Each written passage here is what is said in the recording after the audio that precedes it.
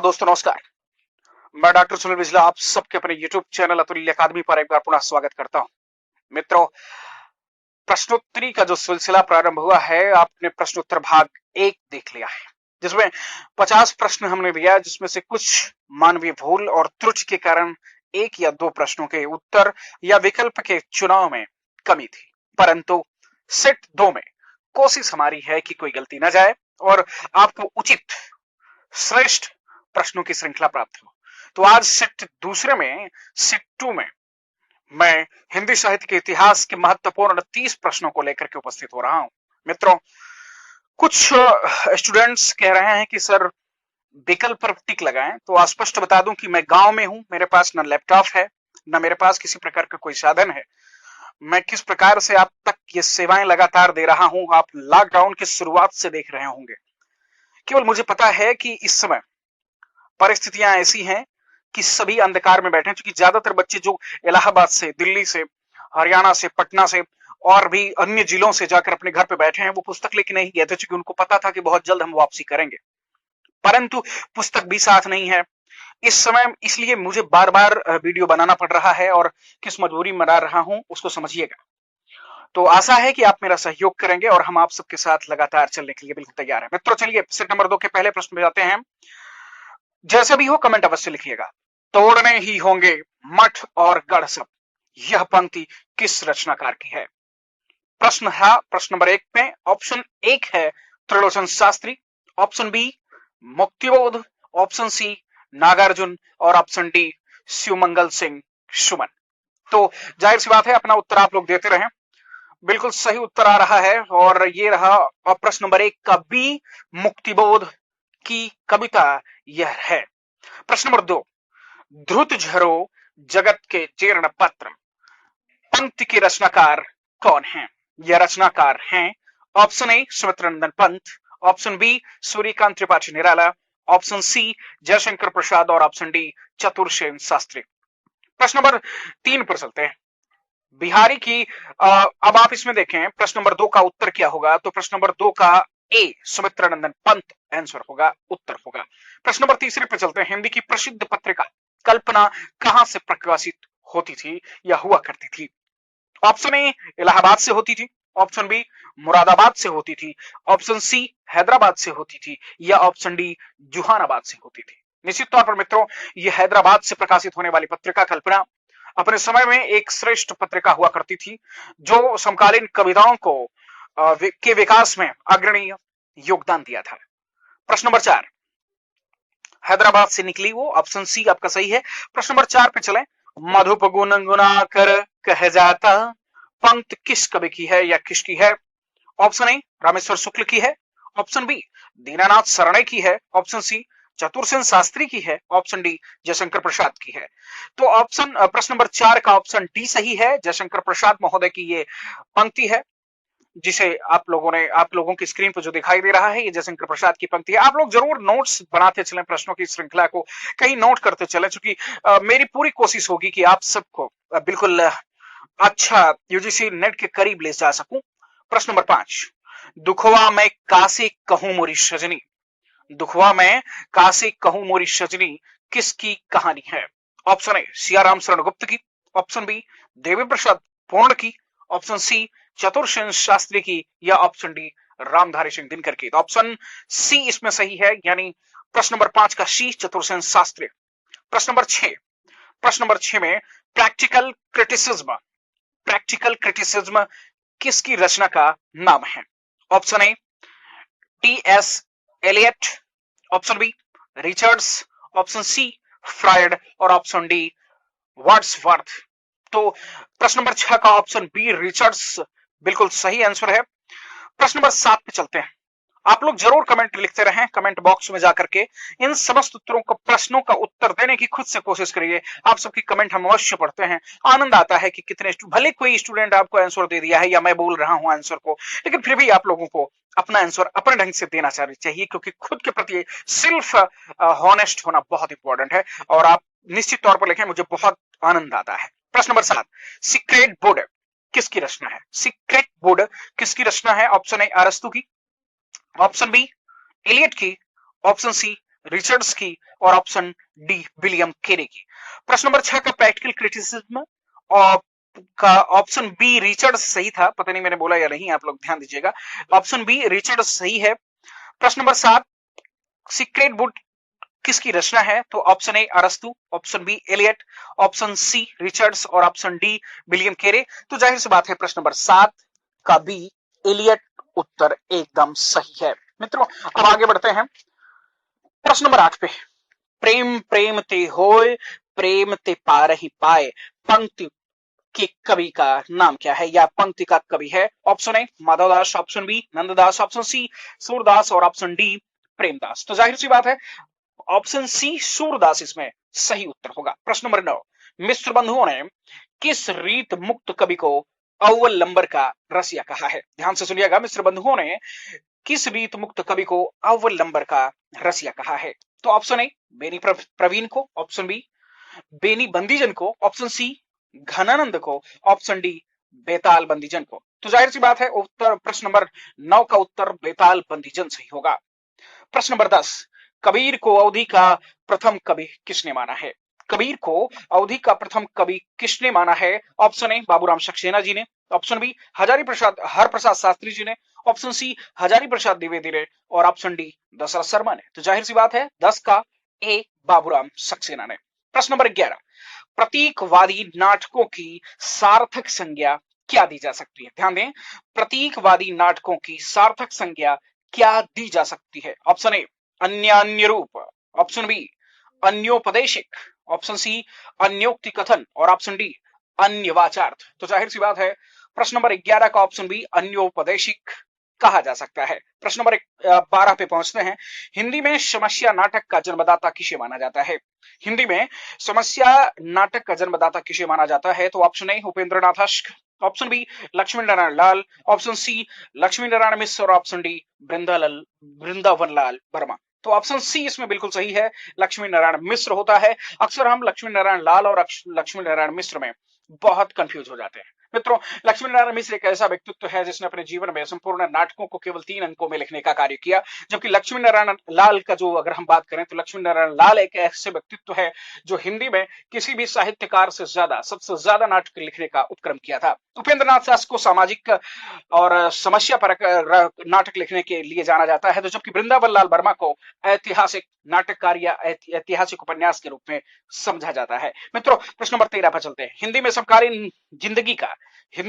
समकालीन जिंदगी का पहला सार्थक नाटक किसे कहा जाता है? तो ऑप्शन ए कोणार्क को, ऑप्शन बी गोदान को, ऑप्शन सी टूटते परिवेश को, ऑप्शन डी आधे अधूरे नामक नाटक को। जाहिर सी बात है आप सबका उत्तर डी ही होगा, क्योंकि आधे अधूरे नाटक ही समकालीन जिंदगी का पहला सार्थक नाटक है।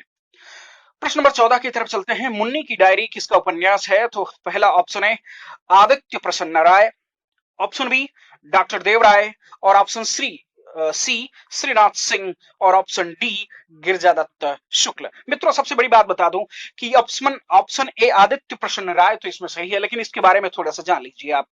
मुन्नी की डायरी एक ये रचना सन 1932 ईस्वी में लिखी गई और इसको लिखने वाले आदित्य प्रसन्न राय महोदय ने इसकी सबसे बड़ी बात ये की थी कि हिंदी साहित्य में डायरी प्रविधि, इसको नोट करना आपके लिए बहुत इंपॉर्टेंट है, डायरी प्रविधि का प्रवर्तन करने का श्रेय इसी व्यक्ति को है। इस व्यक्ति ने 1932 में ये मुन्नी की डायरी नामक रचना को डायरी प्रविधि के रूप में लिखा था। अतः हिंदी में डायरी प्रविधि विधा से उपन्यास लिखने का कार्य सबसे पहले 1932 ईस्वी में इन्होंने किया था, आदित्य प्रसन्न राय ने।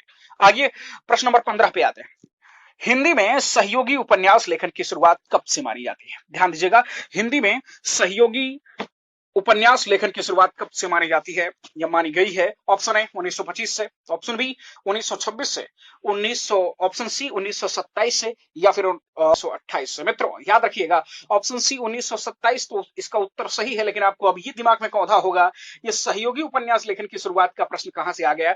तो जाहिर सी बात है कि सहयोग में यानी 2 या 3 या 4 उससे अधिक मिलकर के लेखकों ने कौन सा उपन्यास सबसे पहले लिखा था? तो आप बताऊं 1927 ईस्वी में एक त्रिमूर्त नामक उपन्यास लिखा गया। इस उपन्यास को भगवती प्रसाद वाजपेयी, वृंदावन लाल वर्मा और शंभुदयाल सक्सेना इन तीन महोदयों ने मिलकर सन 1927 ईस्वी में सहयोगी उपन्यास लेखन की शुरुआत की थी। आगे चलकर के बहुत सारे विद्वानों, जैसे कि आपने पिछले प्रश्न पत्र में आपने देखा था कि 1 इंच मुस्कान, राजेंद्र यादव और मन्नू भंडारी ने मिलकर के उपन्यास को लिखने का कार्य किया था। ऐसे बहुत सारे उदाहरण आपके सामने मिल सकते हैं। अगर आप देखें खादी के फूल एक नामक रचना मिलती है, खादी के फूल, उसमें अगर आप देखें तो सुमित्रा नंदन पंत और हरबंस राय बच्चन, इन दोनों ने मिलकर के अपने ग्रंथों को लिखने का कार्य किया। भले ही उपन्यास नहीं था, काव्य था, लेकिन फिर भी सहलेखन का कार्य हुआ। उपन्यासों के संदर्भ में इसकी शुरुआत आपने देख लिया सन 1927 ईस्वी में त्रिमूर्ति नामक उपन्यास से भगवती प्रसाद वाजपेयी, वृंदावन लाल वर्मा और शंभु दयाल सक्सेना ने किया था। मित्र, आइए प्रश्न नंबर 16 पे चलते हैं। किस उपन्यास में मृत्यु से साक्षात्कार का वर्णन है? ध्यान दीजिएगा, किस उपन्यास में, प्रश्न नंबर 16 बोल रहा है किस उपन्यास में मृत्यु से साक्षात्कार का वर्णन है? तो ऑप्शन ए तट के बंधन, ऑप्शन बी अपने अपने अजनबी, और ऑप्शन सी बाहर भीतर, और ऑप्शन डी अर्ध नारेश्वर। मित्रों, अपने अपने अजनबी में अज्ञेय महोदय ने सन 1961 ईस्वी में इस ग्रंथ को लिखा। सन 1961 ईस्वी में लिखा गया यह ग्रंथ अज्ञेय महोदय ने सबसे पहले क्या किया? उन्होंने मृत्यु से साक्षात्कार करने की बात को उजागर किया। अगर कोई व्यक्ति मृत्यु के जब सामने खड़ा होता है और उसका जब साक्षात्कार होता है मृत्यु से, तो उसकी जो भावनाएं होती हैं, उसकी जो संवेदनाएं होती हैं, जो उसका दृष्टिकोण होता है, उस दृष्टिकोण, संवेदना और वेग और संवेदनाओं में कितना फर्क आ जाता है, और वास्तविक स्थिति और परिस्थिति का जो जायजा उन्होंने लिया है वो कितने बारीकी से लिया है, इस उपन्यास में आसानी से देखने को मिल जाता है। प्रश्न नंबर 17, तो यानी बी ऑप्शन सही होगा, अपने अपने अजनबी। अब प्रश्न नंबर 17 पे चलते हैं। पृथ्वीराज रासो को हिंदी का बृहत महाभारत की संज्ञा किसने प्रदान की? ध्यान दीजिएगा, पृथ्वीराज रासो को हिंदी का बृहत महाभारत की संज्ञा किसने प्रदान की? Option A Harprasad Shastri, option B Chatursen Shastri, option C Dashrath Sharma, option D Namvar Singh. तो जाहिर सी बात है ऑप्शन सी इसमें सही है। दशरथ शर्मा महोदय ने पृथ्वीराज रासो को बृहत महाभारत की संज्ञा प्रदान की थी। प्रश्न नंबर 18, रामानंद के 12 शिष्य, 12 नहीं 12.5 शिष्य थे, किसने कहा? रामानंद के 12 नहीं 12.5 शिष्य थे, किसने कहा था या किसने कहा? ऑप्शन ए सरस्वती पत्रिका ने, ऑप्शन बी नागरी प्रसारणी पत्रिका ने, ऑप्शन सी कल्पना पत्रिका ने, और option D Asiatic Society Society of Bengal पत्रिका ने। तो जाहिर सी बात है ऑप्शन बी नागरी प्रचारणी पत्रिका ने इनको रामानंद के शिष्यों को 12.5 शिष्यों की संख्या प्रदान की थी। प्रश्न नंबर 19, कुट्टी चाटन उपनाम का प्रयोग अज्ञेय जी ने किस रचना के संदर्भ में किया था?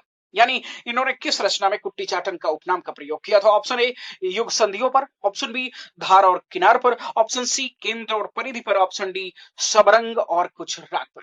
मित्रों, यही ऑप्शन डी सही है, बिल्कुल सबरंग और कुछ राग पर कुट्टी चाटन नाम का प्रयोग अज्ञेय महोदय ने किया था। सन 1956 ईस्वी में इन्होंने इस काव्य ग्रंथ को लिखा, और चूंकि ये जेल में हुआ करते थे और इनको अपने नाम को बचाना था, तो इसलिए इन्होंने यानी चूंकि उस समय जो स्थिति थी भारत सरकार की वो बड़ी जटिल थी, तो इसलिए इन्होंने अपने छुपे हुए नाम का प्रयोग करते हुए, चूंकि क्रांतिकारी हुआ करते थे, तो इन्होंने अपना नाम बदल करके छद्म रूपी नाम का प्रयोग करते हुए कुट्टी चाटन उपनाम का प्रयोग किया था। मित्रों, प्रश्न नंबर 20 पे चलते हैं। टेलीफोन की घंटी से, प्रश्न ये देखिएगा, रचना है टेलीफोन की घंटी से तक इसकी रचना है, घंटी से अलग चीज नहीं हो जाता, इतनी बड़ा रचना का नाम है टेलीफोन की घंटी से।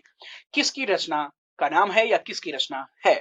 ऑप्शन ए नरेंद्र कोहली की रचना है, बिल्कुल नहीं है। ऑप्शन बी सुदर्शन मजीठिया, जी हाँ बिल्कुल, ऑप्शन बी सुदर्शन मजीठिया उत्तर सही है। और सी शरद जोशी और डी गोपाल चतुर्वेदी। तो ऑप्शन बी सुदर्शन मजीठिया ने टेलीफोन की घंटी से नामक रचना को लिखा था। प्रश्न नंबर पहुंचते हैं 21 पर 21 पहुंच चुके हैं, हमारा आपका सफर आगे बढ़ रहा है। हिंदी का प्रथम लोकवादी आचार्य किसे कहा जाता है? ध्यान दें, हिंदी का प्रथम लोकवादी आचार्य किसे कहा जाता है? ऑप्शन ए केशवदास को, ऑप्शन बी भिखारी दास को, ऑप्शन सी महावीर प्रसाद द्विवेदी को, या फिर ऑप्शन डी आचार्य रामचंद्र शुक्ल को। तो जाहिर सी बात है लोकवादी आचार्यों की बात अगर किया जाए तो महावीर प्रसाद द्विवेदी होते हैं, जबकि हिंदी में पहला आचार्य किसी को अगर माना जाता है तो वो केशवदास होते हैं। अगर कभी पूछ लिया कि भक्ति में प्रथम आचार्य या आद्य आचार्य किसे कहा जाता है, तो जाहिर सी बात है आप लोग भी जानते हैं कि श्री संप्रदाय के प्रवर्तक जिनका नाम आप पाते हैं रामानुजाचार्य पाते हैं, तो रामानुजाचार्य ने श्री संप्रदाय का गठन किया था और उन्हीं को हिंदी का भक्ति का प्रथम आचार्य कहा जाता है, जबकि हिंदी साहित्य का पहला आचार्य केशवदास को कहा जाता है। लेकिन यहाँ लोकवादी आचार्य की बात किया, इसलिए ऑप्शन सी महावीर प्रसाद द्विवेदी उत्तर बिल्कुल सही होगा। प्रश्न नंबर 22 पर चलते हैं। दीवान खाना किसकी रेखा चित्र है? ध्यान दीजिएगा, दीवान खाना किसकी रेखा चित्र है? Option A Kamleshwar, option B Padma Sachdev, और सी दिनकर, और डी श्री राम शर्मा। तो जाहिर सी बात है ऑप्शन बी पद्मा सचदेव जी ने इस दीवान खाना नामक रेखा चित्र को लिखा था। प्रश्न नंबर 23 पे चलते हैं। साहित्यालोचन कृत के रचनाकार हैं, साहित्यालोचन कृत के रचनाकार हैं option A Padma Sachdev, B Shivani, C Prabha Prabha Khaitan और डी पुष्पा भारती। तो जाहिर सी बात है आप लोगों का उत्तर भी सही आ रहा होगा। इसकी जो लेखिका हैं, जो इसकी रचनाकार हैं, वो डी ऑप्शन सही है, जिसको पुष्पा भारती कहा जाता है। मित्रों, पुष्पा भारती ने इस साहित्यालोचन नामक कृति को लिख करके न केवल स्त्रियों की समस्याओं को उजागर करने की कोशिश की है, बल्कि इन्होंने काव्य के महत्व को प्रतिपादित करते हुए यह स्थापित करने की कोशिश की है कि साहित्य लेखन अभ्यास, निरंतर अभ्यास की वजह से श्रेष्ठ बन सकता है। प्रश्न नंबर 24, 12वां हिंदी विश्व सम्मेलन कहां आयोजित होगा? निश्चित तौर पर आप लोगों के लिए यह प्रश्न बहुत इंपॉर्टेंट है, क्योंकि 11वां तक हो चुका है और 12वां होने के लिए प्रस्तावित है 2021 में होना है। 2021 में यह प्रश्न बहुत इंपॉर्टेंट है। Option A port Louis, option B UK और ऑप्शन सी न्यूयॉर्क या ऑप्शन डी जोहान्सबर्ग। तो जाहिर सी बात है आप लोग जानते हैं कि न्यूयॉर्क अमेरिका में 2021 ईस्वी में हिंदी विश्व सम्मेलन का 12वां अधिवेशन होने जा रहा है, 2021 में होगा और वो न्यूयॉर्क अमेरिका में होगा। ऑप्शन सी इसका सही है। प्रश्न नंबर 25, बांधो बांधो किरणें चेतन तेजस्वी है तमाज जीवन आती। बांधो बांधो किरणें चेतन तेजस्वी है तमाज जीवन आती, निराला की किस कविता से ली गई रचना है? ऑप्शन ए बादल राग से ली गई है, ऑप्शन बी तुलसीदास से ली गई है, ऑप्शन सी राम की शक्ति पूरा से ली गई है और या ऑप्शन डी कुकुरमुत्ता से ली गई है। तो मित्रों, आचार्य निराला की अगर हम बात कर लें, निराला महोदय एक ऐसे व्यक्तित्व हैं जिन्होंने मुक्तक की शुरुआत की थी। तो पहले इस प्रश्न का उत्तर जान लेते हैं। तो 25 का बी ऑप्शन तुलसीदास एकदम बिल्कुल सही करेक्ट आंसर है। तो अब थोड़ा सा हम इनके बारे में चर्चा कर लें, क्योंकि हिंदी में मुक्तक छंद का प्रवर्तक और मुक्तक छंद की शुरुआत करने वाले सूर्यकांत त्रिपाठी निराला जी थे। निराला ने इसकी घोषणा भी की और इन्होंने जब मुक्तक लिखने की शुरुआत की, जूही की कली नामक रचना से इन्होंने इसकी शुरुआत की थी। सन 1916 ईस्वी में यह रचना जब प्रकाशित हुई और तो एक नई क्रांति थी। यही कारण था कि इसे रबड़ एवं केचुआ छंद भी कहा गया। मित्रों, लेकिन तुलसीदास को लिख करके चूंकि इनको कहा गया कि ये मुक्त छंदबद्ध रचना कर ही नहीं सकते, तो इन्होंने हिंदी साहित्य की सबसे कठिन छंद का प्रयोग करते हुए तुलसीदास नामक रचना को लिखा। मित्रों, इस रचना को इन्होंने जब लिखा तो जाहिर बात है कि संपूर्ण हिंदी साहित्य के घराने में हलचल सी हो गई, क्योंकि यह व्यक्ति मुक्तक लिखा करता था, परंतु जब मुक्तबद्ध लिखा तो सबसे कठिन छंदों का प्रयोग किया। आगे बढ़ता है। प्रश्न नंबर 26, फाइल और प्रोफाइल पत्र साहित्य के रचनाकार कौन है? फाइल और प्रोफाइल पत्र साहित्य के रचनाकार कौन है? Option A Pandey vision Sharma Ugra, option B Jayendra Kumar, option C doctor Devraj Upadhyay और ऑप्शन डी इलाचंद जोशी। तो जाहिर सी बात है option A Pandey vision Sharma Ugra महोदय ने फाइल और प्रोफाइल पत्र नामक साहित्य को रचा था। प्रश्न नंबर 27 में चलते हैं। सुखदेव मिश्र को कविराज की उपाधि किसने दी थी? सुखदेव मिश्र को कविराज की उपाधि किसने दी थी? तो जाहिर सी बात है सुखदेव मिश्र को ऑप्शन ए राजा जय सिंह, ऑप्शन बी राजा पूर्ण सिंह, ऑप्शन सी राजा राज सिंह और ऑप्शन डी राजा मान सिंह। तो जाहिर सी बात है ऑप्शन सी इसमें सही होगा।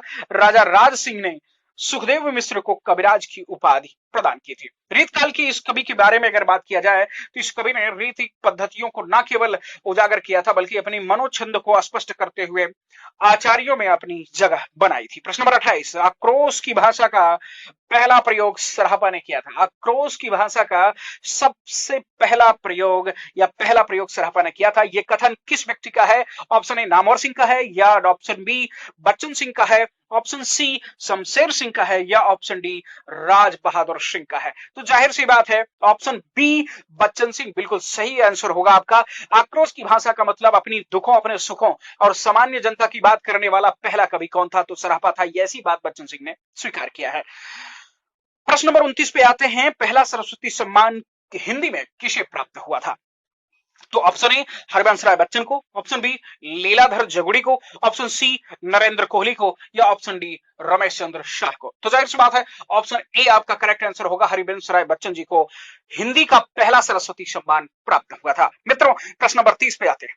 खामोश पानी, ये जो फिल्म का नाम है, खामोश पानी फिल्म हिंदी की किस रचना पर आधारित है या हिंदी की रचना पर आधारित है? ऑप्शन ए उसने कहा था, ऑप्शन बी मलबे का मालिक, ऑप्शन सी झूठा सच या ऑप्शन डी दुविधा। तो जाहिर सी बात है कि ऑप्शन सी झूठा सच यशपाल की रचना पर आधारित है खामोश पानी नामक फिल्म। मित्रों, ये 30 प्रश्न आपको कैसे लगे, इनमें आपको किस प्रकार का ज्ञान मिला, मैंने जो प्रश्नों के बीच बीच में जो लेक्चर दिया वो आपको कितना फलीभूत हो रहे हैं, अवश्य लिखिएगा। आप लोगों ने अंतिम तक इस वीडियो को देखा, आप सबका अभिनंदन वंदन और बंधन है। मित्रों, आप लोग जिस प्रकार से अपना समय दे रहे हैं और लगातार इस वीडियो को और इस अतुल्य अकादमी को सेवा प्रदान कर रहे हैं, इसके लिए आप सबका बहुत बहुत आभार। मित्रों, शेयर करना ना भूलिए, दूर दूर तक पहुंचाने का भी जरूर उपक्रम करिएगा। अगर आपको लगता हो कि यह YouTube चैनल आपको मदद कर रहा है तो जाहिर सी बात है थोड़ी सी शेयर और दूर दूर तक पहुंचाने का कष्ट करें। बस आज इतना ही, मिलते हैं अगली वीडियो के साथ, तब तक के लिए जय हिंद।